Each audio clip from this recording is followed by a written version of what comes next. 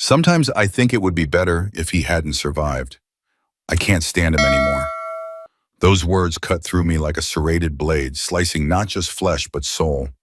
I was halfway down the hallway when I heard them, carrying a glass of water and the handful of painkillers the doctor had prescribed after the accident. The bedroom door was cracked open just enough for Catherine's voice to slip through, sharp and clear, despite her attempt to whisper into her phone. "Mom, you don't understand." I look at him lying there all bandaged up, and I can't do this anymore. I can't stand it. Can't stand him. I froze, the glass trembling in my hand, water sloshing over the rim and onto the hardwood floor. 3 weeks ago, I'd been driving home from a late meeting when a drunk driver blew through a red light and T-boned my car at 60 miles per hour. The doctors called it a miracle I survived.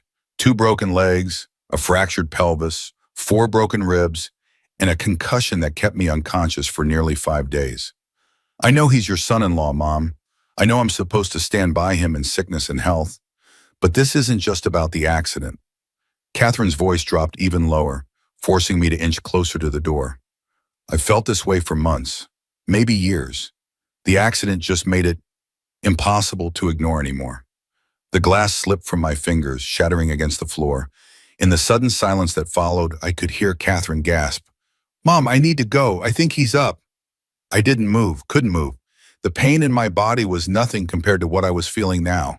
12 years of marriage, a house in suburban Connecticut, vacations in the Caribbean, weekend barbecues with friends. All of it a lie. "Ethan," Catherine called out, "are you okay?"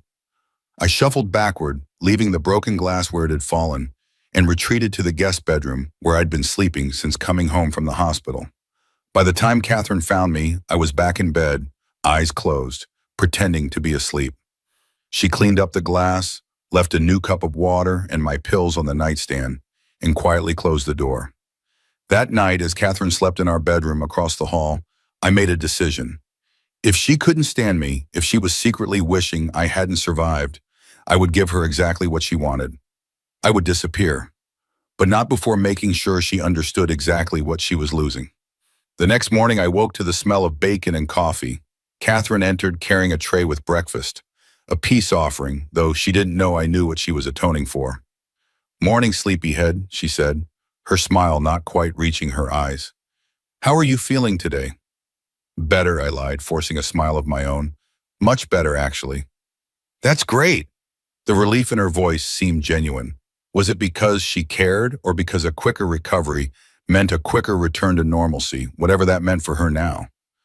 "The doctor called while you were sleeping," she continued, setting the tray across my lap. "He says your progress is remarkable. You might be able to start physical therapy sooner than expected." "That's good news." I took a sip of coffee, studying her over the rim of the mug. She was beautiful, even now with dark circles under her eyes and her chestnut hair pulled back in a messy ponytail. When had she stopped looking at me the way I still looked at her? "Do you have plans today?" I asked, keeping my tone casual. "Just grocery shopping, maybe stopping by Amanda's to pick up some books she offered to lend me." She smoothed the blanket next to my leg. "Why, do you need anything?" "Amanda, her best friend since college." I wondered if Amanda knew how Catherine really felt about me, if they'd had long conversations about my failings, about how Catherine was trapped in a marriage she couldn't stand. "No, just curious." I took a bite of toast. "Actually, could you grab my laptop from the office before you go? I'm thinking of catching up on some work emails." Her eyebrows shot up. "Work? Ethan, you just got out of the hospital. Jenkins said to take all the time you need." Jenkins, my boss at the architectural firm where I'd worked for the past 8 years. Another person who probably had no idea what was happening in my marriage. "I know, but I'm going stir crazy just lying here. Nothing intense, just checking in on the Reynolds project." She hesitated, then nodded. "Okay, but promise not to overdo it." After she left to get my laptop, I allowed myself a moment of raw emotion. My hands shook as I pushed the breakfast tray aside. The pain wasn't just emotional anymore. It was physical, a twisting in my gut that made it hard to breathe.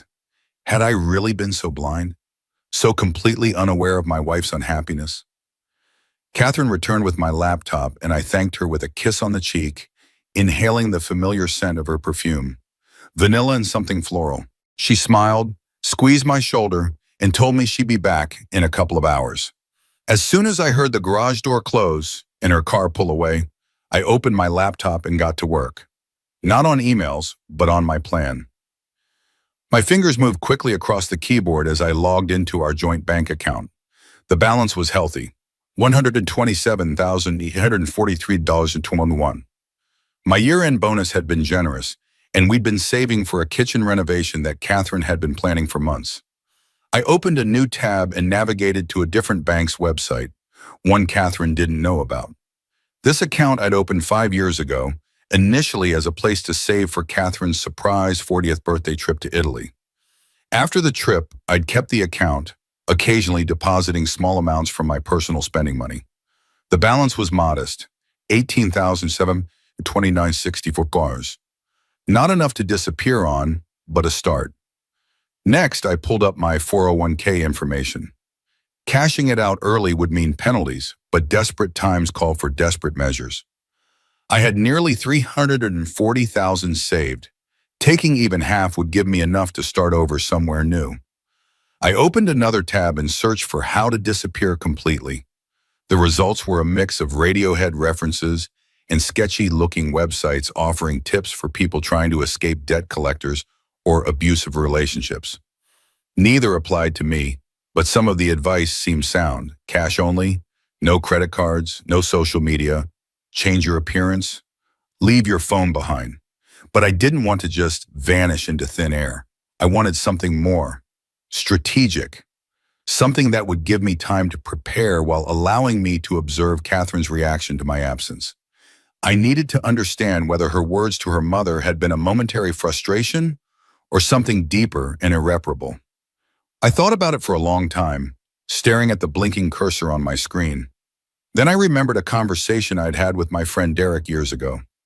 Derek was in marine salvage. He restored old boats and occasionally delivered them for wealthy clients. He'd once told me about a guy who'd paid him to secretly restore an old sailing yacht while telling his wife he was investing the money in stocks. The guy wanted it to be a surprise, Derek had explained. He'd been learning to sail for years without telling her, taking lessons when he was supposedly playing golf. Then on their 25th anniversary, he took her to the marina and showed her the boat. Said they were going to sail around the world together. At the time, I thought it was romantic, if a bit excessive. Now I saw it differently, not as a surprise anniversary gift, but as an escape route. I picked up my phone and called Derek for the first time in months. Ethan, holy crap, man. I heard about the accident. How are you doing? Been better, I admitted, but I'm on the mend. Listen, Derek, I need a favor. A big one. Name it, buddy, anything. Remember that client you told me about? The one with the secret yacht? Sure, the anniversary surprise guy. What about him? I need something similar. Not as a surprise gift, but I need a boat, Derek. Something seaworthy enough for a long journey, and I need it kept quiet. There was a long pause on the other end of the line. Ethan, what's going on? Are you in some kind of trouble? Not the kind you're thinking. I took a deep breath. Catherine and I, things aren't good. I need an exit strategy. Another pause. You're thinking of leaving her? By boat? Ethan, I've got to say, that sounds a little extreme. Have you tried counseling? It's complicated. I can explain everything in person, but not over the phone. Can you help me or not? Derek sighed. I've got a client who's looking to sell, 36-foot cruiser, good condition, needs some work, but nothing major. We can talk price when you see it. When did you want to come by? That's the other thing. I'm still recovering. Broken legs, remember? I need you to come to me, but not at my house. Somewhere Catherine won't know about. Jesus, Ethan, this is sounding more sketchy by the minute. I know how it sounds, but I promise I'll explain everything. There's a coffee shop near the physical therapy center where I'll be starting next week. Meet me there Monday at 2 o'clock? Derek agreed reluctantly, and I hung up feeling both guilty and relieved. I spent the next hour researching sailing routes, offshore banking, and countries with lax immigration policies. By the time I heard Catherine's car in the driveway, I had the beginnings of a plan, and had cleared my browser history. She came in loaded with groceries, her cheeks flushed from the cold November air. "How was the email checking?" she asked, setting the bags on the kitchen counter. "Productive," I said, not entirely lying. "Jenkins says to take my time coming back." "Smart man."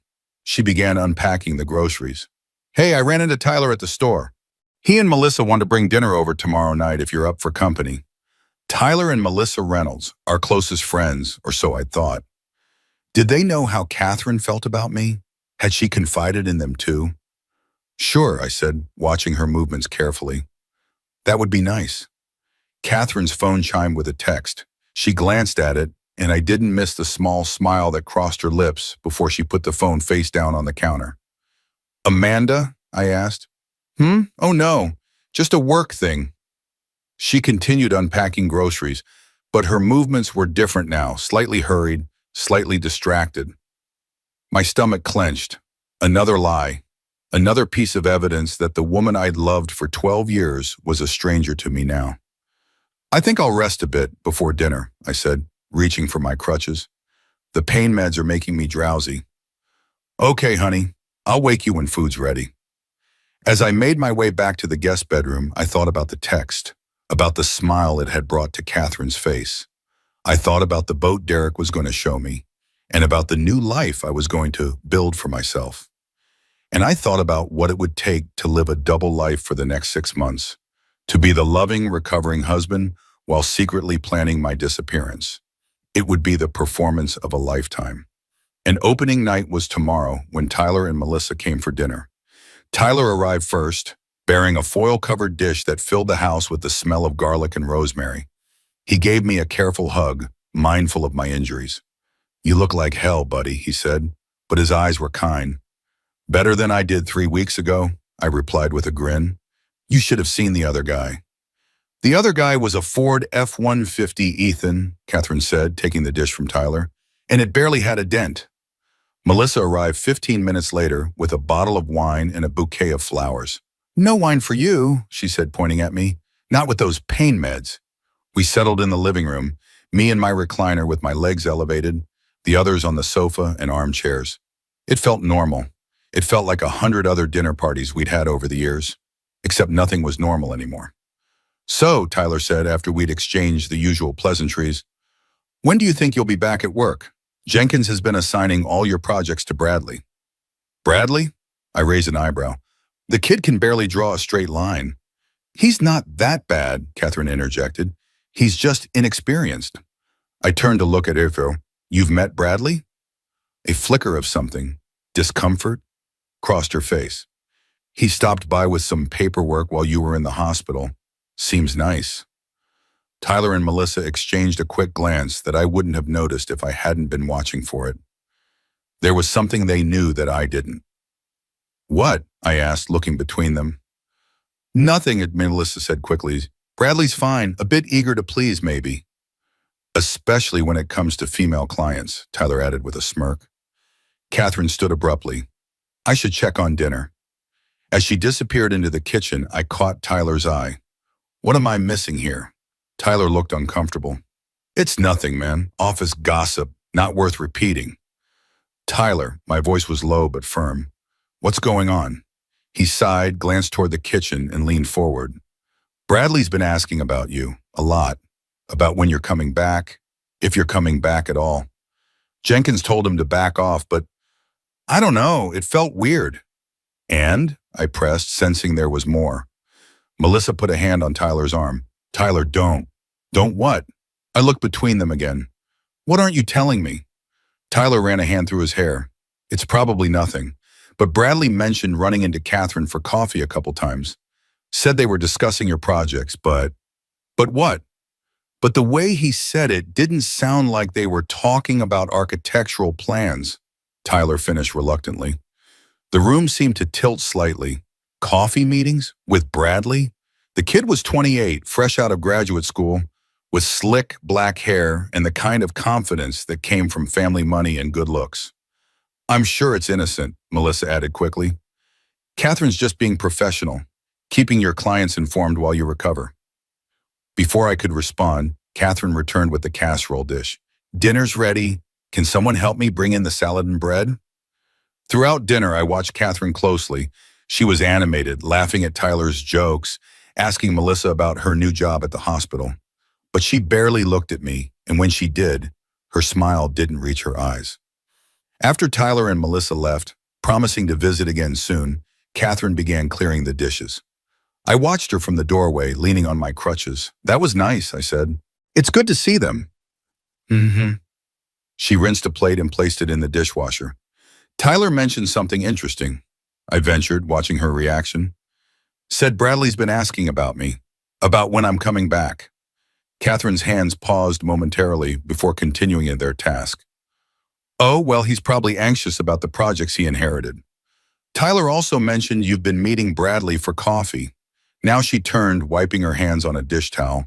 Her expression was carefully neutral. Yes, a couple of times, to discuss the Reynolds project. You know how particular Sarah Reynolds is about the details. Right, I nodded slowly. The Reynolds project. Catherine approached me, laying a hand on my arm. Ethan, you look tired. Why don't you go to bed? I'll finish up here.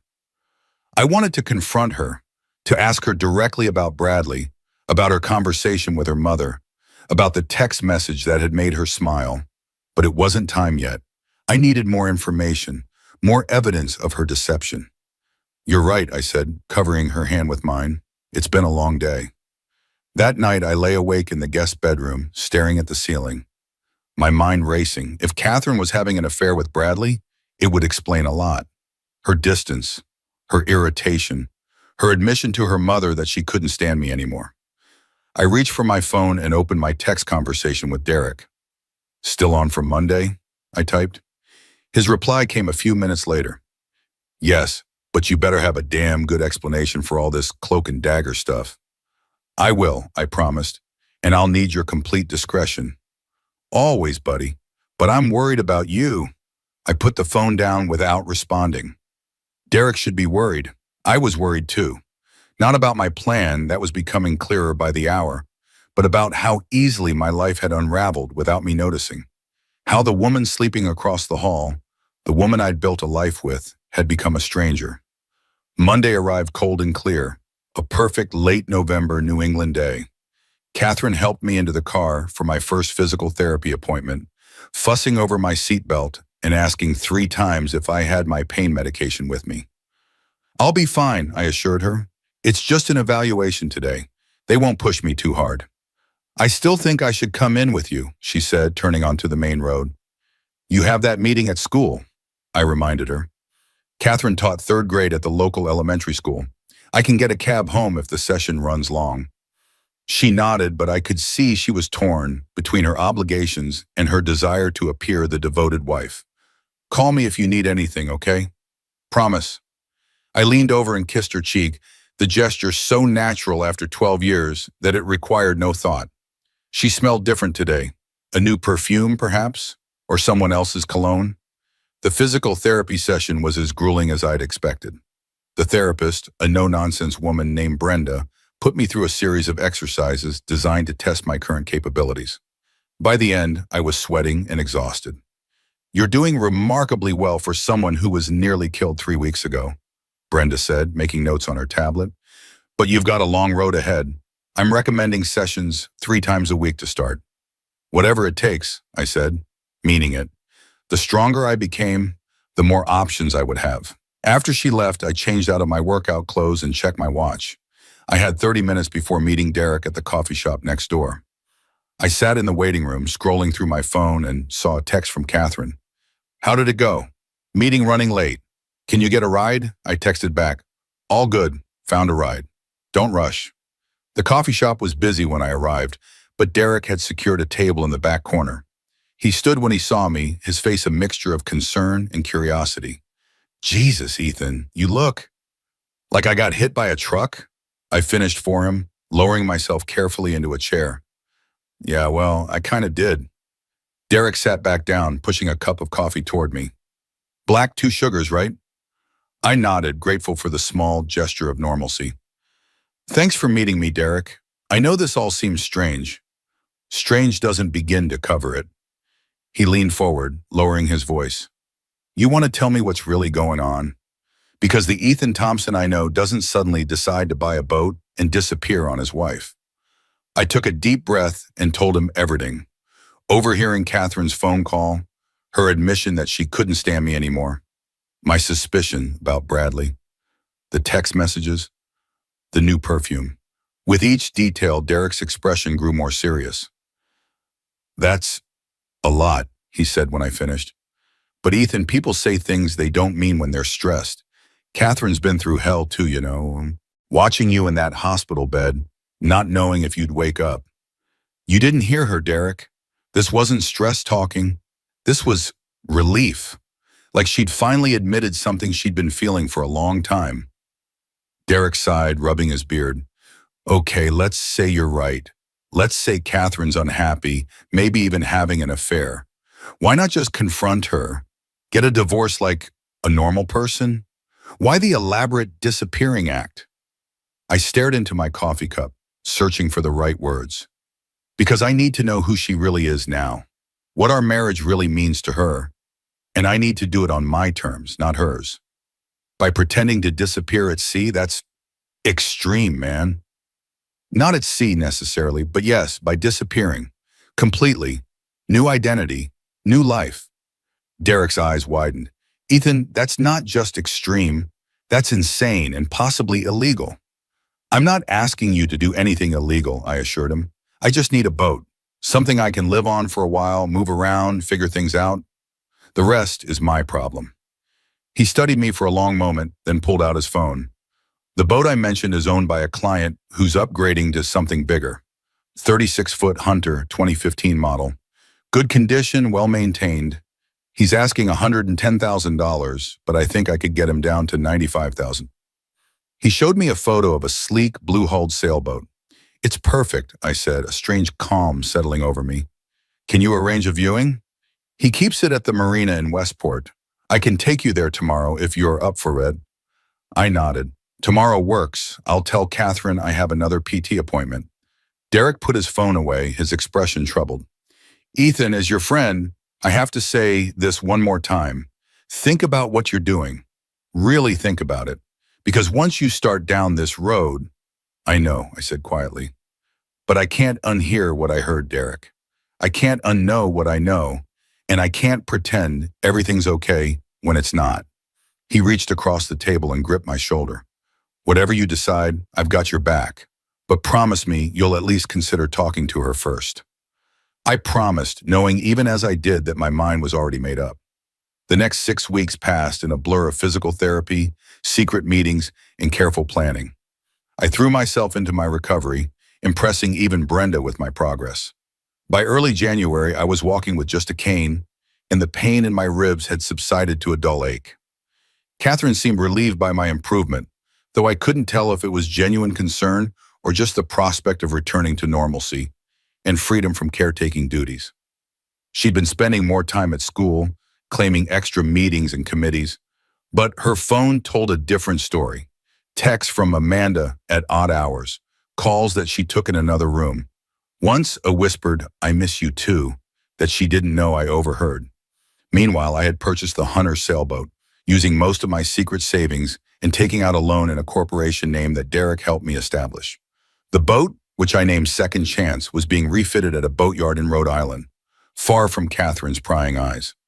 I also began withdrawing cash in small amounts from our joint account. Nothing suspicious, just a couple $100 here and there for physical therapy co-pays or lunch with the guys. The money went into a new account under my corporation's name, building a nest egg for my eventual departure. January turned to February, and I returned to work part-time, 3 days a week. The office welcomed me back with a small party, complete with a cake shaped like a car with a red cross through it. Bradley's idea of a joke, apparently. He was exactly as Tyler had described, young, handsome, eager to please. He was also clearly nervous around me, avoiding direct eye contact and finding reasons to be elsewhere whenever I entered a room. I watched him carefully, looking for signs that he and Catherine were more than just friends. But he was either innocent or very good at hiding it. Catherine, for her part, seemed almost disappointed by my return to work. She'd grown accustomed to her freedom, to whatever life she'd been building while I was recovering. At home, we moved through our routines like actors in a play, hitting our marks and saying our lines, but never really connecting. I slept in our bedroom again, but there was an invisible wall between us. We hadn't been intimate since before the accident. My injuries provided a convenient excuse at first, but now it was simply the new normal. Through it all, I continued my double life. While Catherine thought I was at physical therapy or work, I was often meeting with Derek at the boatyard, learning the systems of my new vessel and preparing for a journey I wasn't sure I would ever take. I enrolled in sailing courses, studied navigation, and began collecting the supplies I would need for a long voyage. By March, Second Chance was nearly ready. Derek had overseen the installation of new electronics, safety equipment, and a water maker. The boat was stocked with non-perishable food, spare parts, tools, and medical supplies. All that remained was to decide when and if to actually leave. The answer came on a rainy Tuesday evening in late March. I had come home early from work, soaked from the downpour and eager for a hot shower. The house was quiet when I entered, but Catherine's car was in the garage. I assumed she was napping or reading in the bedroom. I was halfway up the stairs when I heard voices coming from our room, Catherine's and a man's. I froze, my heart pounding in my chest. Then carefully, silently, I continued up, stopping just outside the partially open door. "Can't keep doing this, Bradley," Catherine was saying, her voice strained. "It's not fair to any of us." "He doesn't deserve you, Kath." Bradley's voice was lower, more intimate than it ever was at the office. "You said yourself you can't stand being with him anymore." "I know what I said, but he nearly died, Brad. I can't just walk out on him now, not after everything he's been through." "So what? You're going to stay with him out of pity? How is that fair to you? To us?" There was movement, the sound of the bed creaking, and then Catherine's sigh, a sound I knew all too well, but hadn't heard directed at me in years. "I need more time," she said eventually. "Just a little more time to figure things out. He's still recovering." "It's been 4 months since the accident, Kath. How much more time does he need?" I didn't wait to hear her answer. I retreated silently down the stairs and out the front door, into the pouring rain. I got into my car and drove, with no destination in mind, just away from the house that no longer felt like home, away from the woman who was no longer my wife in any meaningful sense. I ended up at Derek's workshop, soaked to the bone and shivering. He took one look at my face and handed me a towel and a whiskey. "It's Bradley," I said after the first burning sip. "She's been sleeping with Bradley." Derek didn't seem surprised. "You saw them together?" "Heard them. At our house. In our bed." I drained the whiskey and held out the glass for more. "She said she needs more time before leaving me, that she can't walk out because I'm still recovering." I made air quotes around the word. "I'm sorry, man." Derek refilled my glass. "What are you going to do?" I stared into the amber liquid, watching it catch the light. "What I've been planning all along. I'm leaving. Tonight." Derek's eyes widened. "Tonight? Ethan, you're not thinking clearly. It's pouring rain, you've been drinking."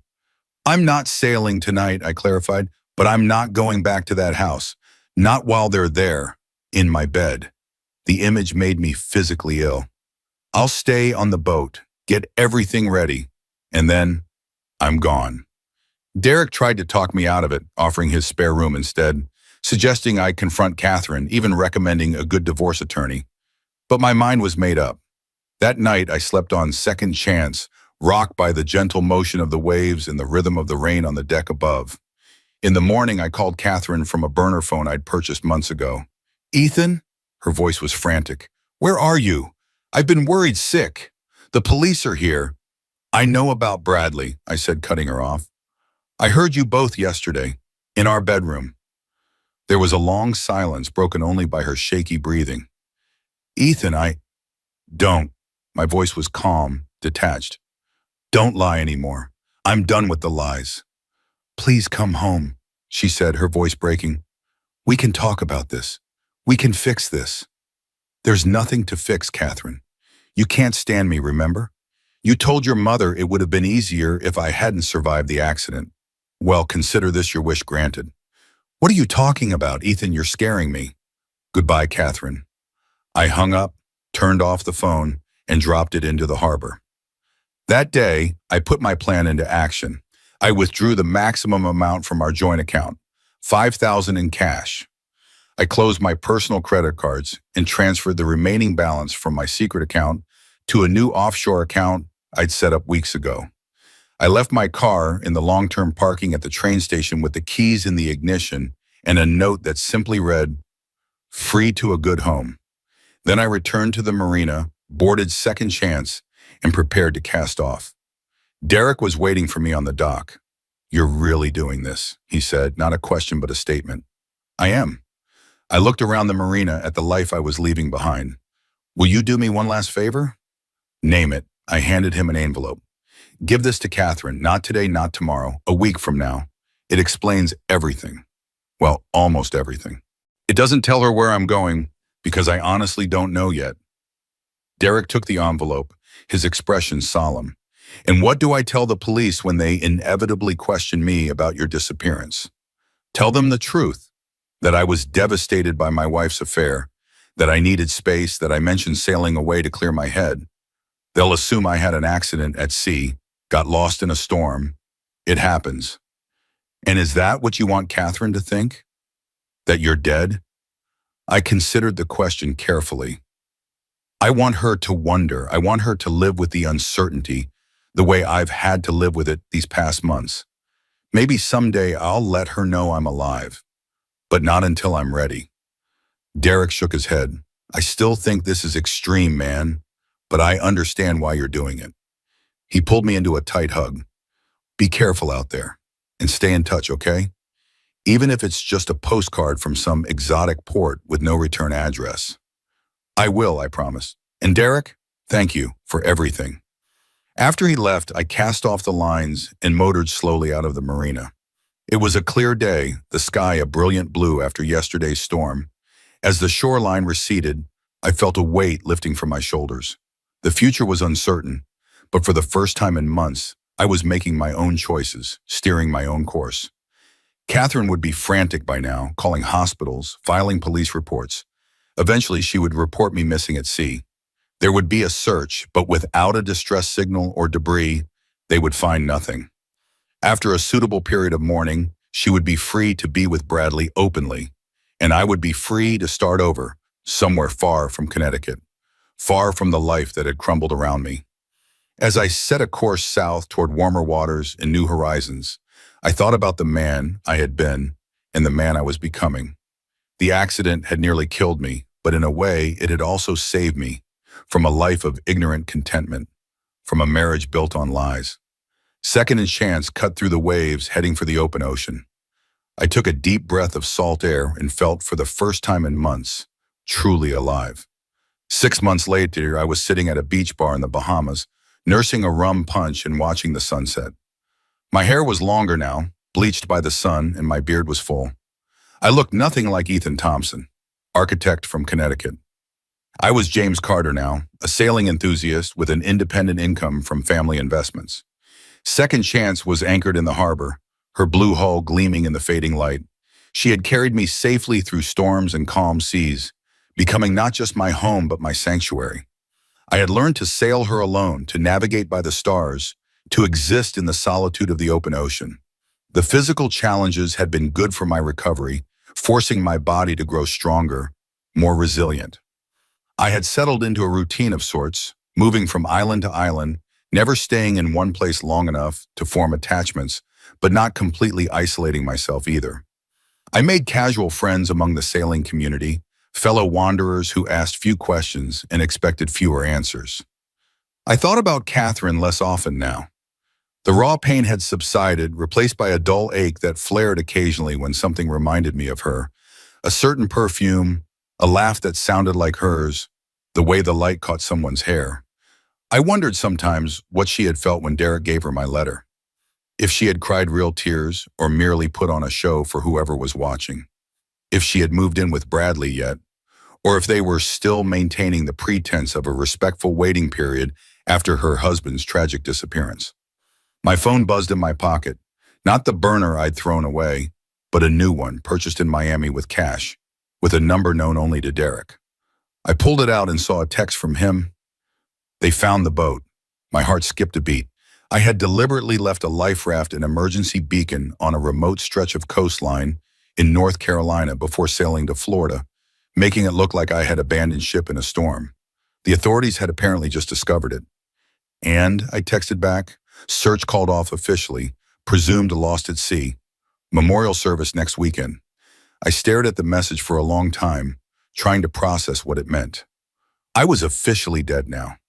Ethan Thompson existed only in memories and photographs, in the stories Catherine would tell about her first husband, who died tragically young. Are you going? I asked Derek. Yes. Want me to report back? I hesitated, my finger hovering over the keypad. Did I want to know who attended my memorial service? What was said about me? How Catherine acted? No, I typed finally. That life is over. Let it rest. Understood. You good down there? Getting there? I replied honestly. One day at a time. Good. Stay safe, Captain. I put the phone away and signaled the bartender for another drink. As he poured, a woman sat down on the stool next to mine. She was in her late 30s, with sun-kissed skin and dark hair pulled back in a ponytail. Beautiful sunset, she commented, her accent slightly British. One of the best I've seen, I agreed, raising my glass slightly in acknowledgement. Are you staying long? She asked, accepting her own drink from the bartender. Just passing through. I'm sailing south tomorrow. Solo? Her eyebrows rose slightly. Yes, just me and my boat. She nodded, impressed. Brave man, I'm Rachel, by the way. James, I replied, the name now feeling as natural as my own had once been. Well, James, if you're not in a hurry to leave, there's a little cove on the north side of the island that most tourists never find. I could show you tomorrow before you head south. I considered the offer. Rachel seemed nice, uncomplicated, with no expectations beyond the moment, and I had nowhere specific to be. I'd like that, I said, surprising myself with how much I meant it. We talked until the stars came out, about sailing and travel and books we'd read. She didn't ask about my past, and I didn't ask about hers. In this world of transient connections, the present was all that mattered. Later, walking back to the dinghy that would take me to Second Chance, I thought about the path that had led me here, about the pain and betrayal that had driven me to such an extreme solution, about the wife who had wished me gone and the new man I was becoming in my absence. I had given Catherine exactly what she wanted, a life without me in it. But in doing so, I had also given myself a second chance at a life of my own choosing. The irony wasn't lost on me. As I rowed toward my boat, the moon casting a silver path across the water, I felt something I hadn't expected to feel again so soon. Hope, not for reconciliation or revenge, but for the simple possibility of happiness, of a life rebuilt from the wreckage of the old one. Somewhere in Connecticut, Catherine was preparing to mourn a husband who wasn't dead. And here in the Bahamas, that same husband was learning to live again. I climbed aboard Second Chance and looked back at the twinkling lights of the shore, at the bar where Rachel was perhaps still sitting, at the island I might explore with her tomorrow. Then I looked up at the vast, star-filled sky and smiled. The man Catherine couldn't stand was gone forever, and the man who had replaced him was just beginning to discover who he might become. 1 year to the day after my disappearance, I was anchored off a small island in the Caribbean, celebrating my rebirth with a bottle of expensive rum and a Cuban cigar. The sun was setting, painting the sky in shades of orange and pink, when my phone buzzed with a message from Derek. You sitting down? I am now, I replied, curious. Derek rarely contacted me these days, respecting my desire for a clean break from my past life. Catherine married Bradley last weekend. Small ceremony, just family and close friends. I stared at the message, waiting for the pain, the anger, the regret to hit me. But all I felt was a strange sense of closure, as if the final chapter of a long book had been completed. Good for them, I typed after a moment. I hope they're happy. You don't mean that, Derek responded immediately. I thought about it, watching a seabird dive into the water nearby. Actually, I think I do. We were all living a lie, now they can live their truth. And so can I. There was a long pause before Derek's next message appeared. There's something else, something I've been debating whether to tell you. My stomach tightened. What is it? Catherine's pregnant, due in February. The news hit me harder than I'd expected. Not because I still loved Catherine, that feeling had faded over the months of solitude and self-discovery, but because it was such a final confirmation that her life had moved on without me, that the future we had once planned together now belonged to someone else. Congratulations to them, I wrote, meaning it despite the unexpected sting. Life goes on, right? Right. How about you? Still enjoying the nomad life? I looked around at the small cabin that had become my home, at the maps and charts spread across the table, at the few possessions I had accumulated during my year at sea. It wasn't the life I had planned, but it was a good life nonetheless. It has its moments, I replied. I'm thinking of heading to the Mediterranean next. Maybe Greece, alone? The question made me smile. Not always. There was a woman in Martinique for a while, another in St. Lucia. Nothing serious, but nice. Good for you, man. You deserve some nice. I put the phone down and went up on deck, gazing at the stars emerging in the darkening sky. The past year had taught me a lot about myself, about resilience and adaptation, about the freedom that comes from losing everything you thought you needed. Catherine had given me a gift, though she'd never know it. In wishing me gone, in betraying our marriage with Bradley, she had freed me from a life that had become a prison for both of us. Her words, overheard that day in the hallway, had been the key that unlocked my cell. What I hadn't expected, though, was how my experience would change me physically. The constant exposure to sun and salt air had weathered my skin, giving me a rugged look that matched my new identity. My hands, once soft from office work, were now calloused and strong from handling sails and ropes. The lingering pain from the accident had finally disappeared, replaced by new muscles built through the daily work of managing a sailboat alone. Even my dreams had changed. I no longer woke up reaching for Catherine or calling her name. Instead, I dreamed of new horizons, of island sunrises, of ocean storms weathered and survived. The past was truly becoming the past. The most unexpected change came in how I viewed relationships. The betrayal had not made me bitter or distrustful, as I might have expected. Instead, it had made me more appreciative of honest connections, however brief. Rachel had been the first, but not the last. There had been Sophia in Puerto Rico, an artist who painted Second Chance at anchor in a small bay. Marie in Martinique, a diving instructor who showed me underwater caves teeming with colorful fish. Each connection was genuine, uncluttered by expectations or pretense. There was something else too, something I hadn't anticipated. The freedom of my new life had unlocked a creativity I'd forgotten I possessed. I'd begun sketching again, something I hadn't done since college. Not buildings or architectural plans, but the people I met, the places I visited, the boat that had become my home. My fingers, once more comfortable with a computer mouse than a pencil, were rediscovering the joy of creating something purely for the pleasure of it. One evening, as I sat on deck watching the stars emerge, a thought struck me with unexpected force. I was happier now than I had been in years. Not despite losing everything, but because of it. In stripping away the career, the house, the marriage that had defined me, I had found something more valuable. Myself. The realization didn't come as a thunderclap epiphany, but as a quiet certainty that had been building for months. I wasn't running anymore. I wasn't defined by Catherine's betrayal or by my escape. I was simply living on my own terms, answering to no one but myself and the sea. I sent one final message to Derek before turning off my phone. Tell no one, but James Carter might send you a postcard from Santorini next month. Keep it somewhere safe as a reminder that sometimes the end is just the beginning. Then I raised my glass to the vast, star-filled sky and made a toast to Catherine and Bradley, to their new marriage and coming child, to the life I had left behind and the one stretching before me, to second chances and the endless possibilities of the open sea. And somewhere on the other side of the ocean, in a Connecticut suburb, a woman who once couldn't stand her husband was beginning a new chapter of her own, never knowing that the man she had wished gone was raising a glass to her happiness, free from bitterness at last.